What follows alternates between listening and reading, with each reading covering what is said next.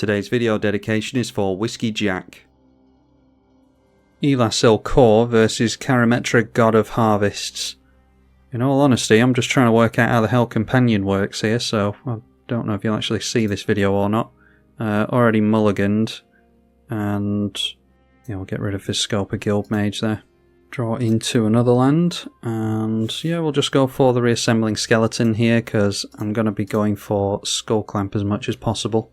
Need to point out that I think Lurrus should be in the command zone here if I manage to make it the companion, so we'll be drawing into it in the 99 at some point if we're lucky. But we're certainly not going to be playing it as the companion this game. Let's swing in our opponent for 1. And then I'm going to get out a tapped Snowland here, and we'll go for the Skull Clamp onto the skeleton. Or do we go for... Yeah, let's go Elas actually. Our opponent might be holding up Swords or Path because it's a pretty obvious play, but we'll try it here. Because next turn we'll be able to go Cruel Celebrant and Skull Clamp onto the reassembling skeleton. Our opponent just fixing some colours, sacking the Croson Verge will get a couple of forests and or plains into play.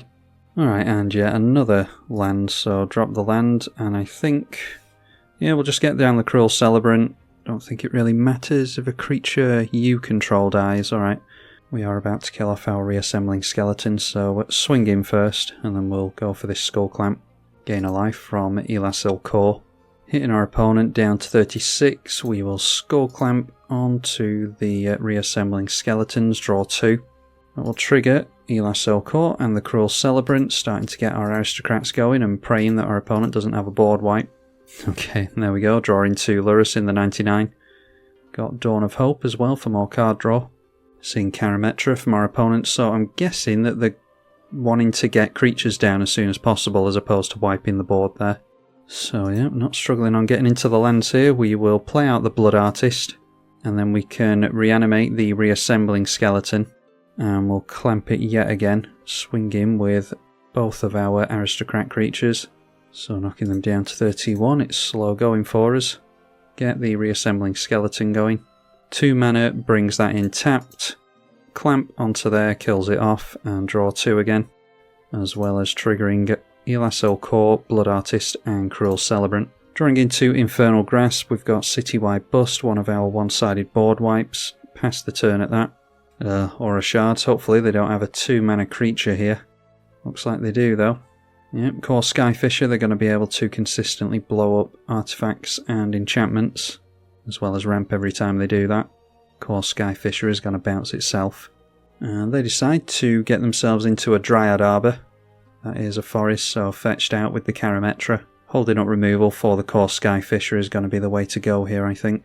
And we're going to have to get rid of the Aura Shards before we go for Lurrus into the Skull Clamp shenanigans again. Okay, Read the Bones. I think I'd rather get down Read the Bones than Dawn of Hope at this point. Yeah, we're holding up Infernal Grasp by the way, so go Read the Bones. Alright, Nether Traitor's pretty good. It's probably a good idea to keep hold of Living Death as well. So put both of those on top and draw into them. Play out the Swamp. And then let's swing in with both of these. I'm going to wait for my opponent to go for the Core. And then while it's in play and its abilities on the stack, I'll wait for them to... I'll be able to blow it up with the Infernal Grasp and get some more aristocrat stuff going. Otherwise, we can just get down the reassembling skeleton tapped. Seeing Acidic Slime from our opponent now. So I'm guessing they're going to go for the Core and maybe bounce the Acidic Slime. Is that the aim?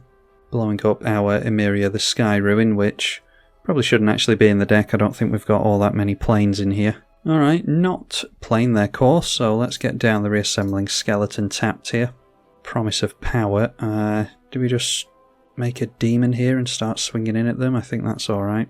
Alright, so in comes a 6/6 demon, and we put them on a decent clock with that. Unfortunately, don't have haste at the moment, but our opponent's nowhere near beating us either. Hopefully they don't blow up all our lands with some kind of Acidic Slime combo. Tireless Tracker into play now, and obviously continuing to ramp with the Karametra. And we see them cast that Core Skyfisher again. The Karametra has been animated as well now. Now playing Gaddock Teague as well, which... yeah, that's probably going to have to be a target for the Infernal Grasp, because That does stop us from casting certain spells. The 2-2 swinging in at us, and Karametra as well. Yeah, I'll hold off for as long as possible here to block. We'll hold back the reassembling skeleton, because Karametra's commander damage isn't an immediate threat at the moment. Into a plains isn't bad. So let's play out Nether Traitor here. And might be that we just have to throw away the Skull Clamp just for the sake of a few activations. But we can play Lurrus and put, what will it be, 3 mana into the Skull Clamp next turn. So now we swing in, we'll swing in with the Shadow Creature as well that can't block and can't be blocked. So we're going to deal 7 damage to them here. So getting them down to 18, we'll be able to get a few Aristocrat triggers on them with the Infernal Grasp. I'll see about using the Infernal Grasp at the end of the turn because I am worried about that Gaddock Teague. I think we need to take advantage of the fact that we can get rid of it. Might regret not doing a bit later on. Cracking a clue token, they're going to consistently make clue tokens because every time they play a creature they get a land and then it's landfall with the Tireless Tracker. And so anyway, cracking a clue token to draw a card. They go up to 6 in hand and put a plus counter on here. Cracking another clue token, I dare say that they're worried about really getting pinged out here. Maybe looking for removal for the demon as well. Scavenging Ooze into play now.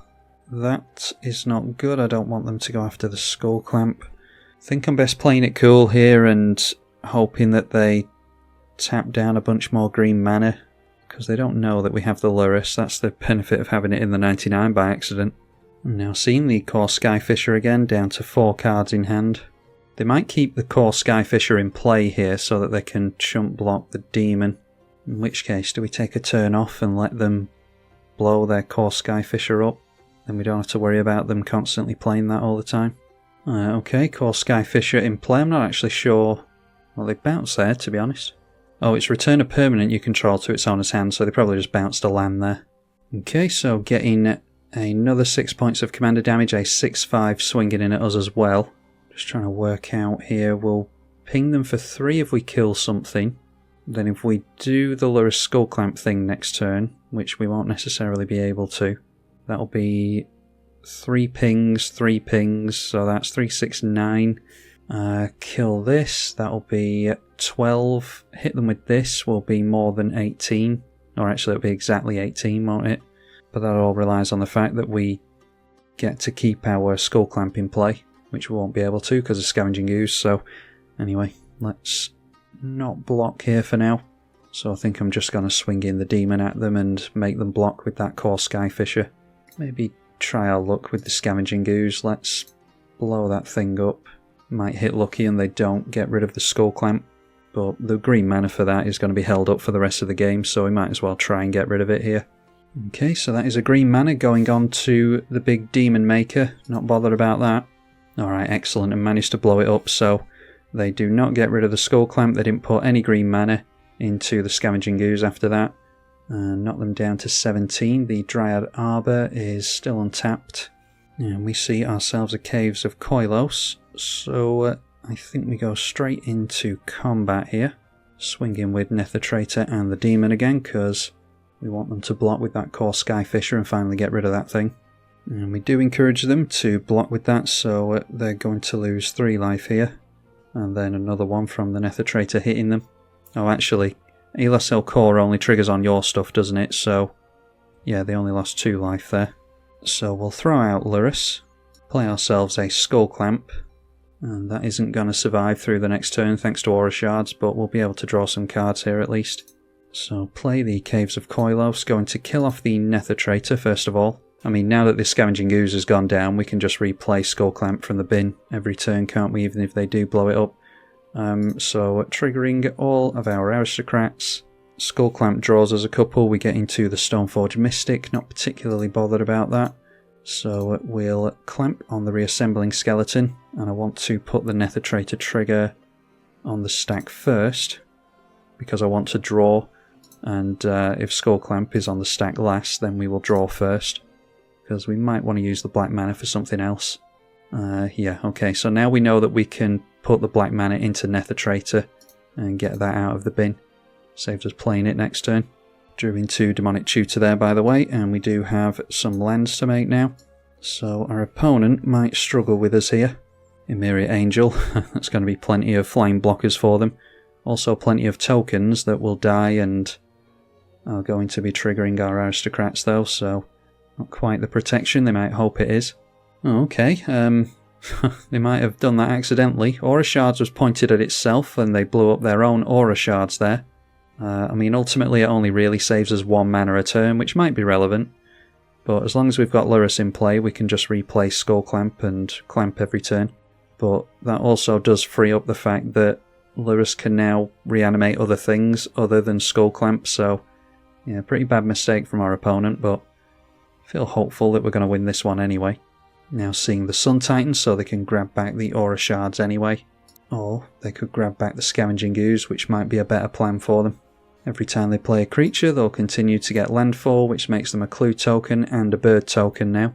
We've got a couple of creatures that we can get with the citywide bust now though. Creatures with 4 toughness or greater will die to that. Alright, and it is the Scavenging Ooze that they grab. And playing a land from hand will make another bird token for them. First thing Skooz does is get rid of the reassembling skeleton. Probably one of the worst. In fact, it is actually the worst of the creatures that reanimates itself, so not too upset about losing that one. It's done a lot of work for us this game though. Unfortunately, they can't exile another creature from our bin, so this will remain at 3 toughness and therefore won't get blown up with the citywide bust. We'd pretty much win at this point, I think, if we went for the Living Death, because we'd force everyone to sacrifice. Can't play it thanks to the Gaddock Teague though. They swing in at us for 12 again. Pretty risky going this high on commander damage, but I'll just hope that they don't have a buff for the Karametra. Could block with the Lurrus, I suppose. Yeah, okay, let's block with Lurrus.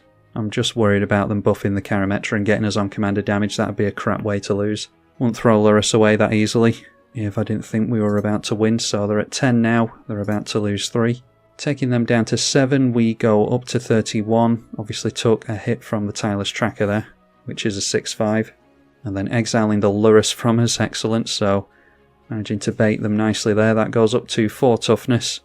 So citywide bust will be active now. Okay, and we've got a Sword of the Animist available to us. Let's go Isolated Chapel. Play the citywide bust here. We'll get rid of 3 creatures. The god is obviously indestructible, so this doesn't count towards the god. We do blow up our own demon as well, so maybe should have attacked in actually. We attack in, force them to block, get rid of a bird token, that will trigger aristocrats, and then lose our demon anyway, triggering more aristocrat stuff, so yeah, should have swung in first there. Scavenging Ooze gets rid of Read the Bones in response. Might as well if they're not doing anything else. So there we go, putting 6 triggers on the stack, we can just turn in sideways and win here. Alright, so knocking them down to 2 life. And we'll just go Demonic Tutor here and try and grab something that is of some relevance to us. Probably just a sack outlet actually. We'll just go Dismember, we can get rid of that Gaddock Teague. Pay 2 Phyrexian mana and 1. Get rid of that thing. And this will trigger the stuff for the victory. So they lose 1 to the Blood Artist there, and then we Skull Clamp on the Nether Traitor, and that will trigger all 3 things. Cruel Celebrant and the Elas Ilkor only care about our stuff, whereas Blood Artist cares about everything. So props to my opponent, playing it out here, assuming that they don't have a means of not losing. There's that single white spell, is it Angelic Grace or something they could survive with? But just deciding to play it out very gracefully, so massive thank you to my opponent. This is the first game I played with Elas Ilkor, just trying to suss out the companion mechanic, like I said, but turned out to be an alright game anyway, so hopefully you all enjoyed it. I'm tribalkai. Thank you for watching.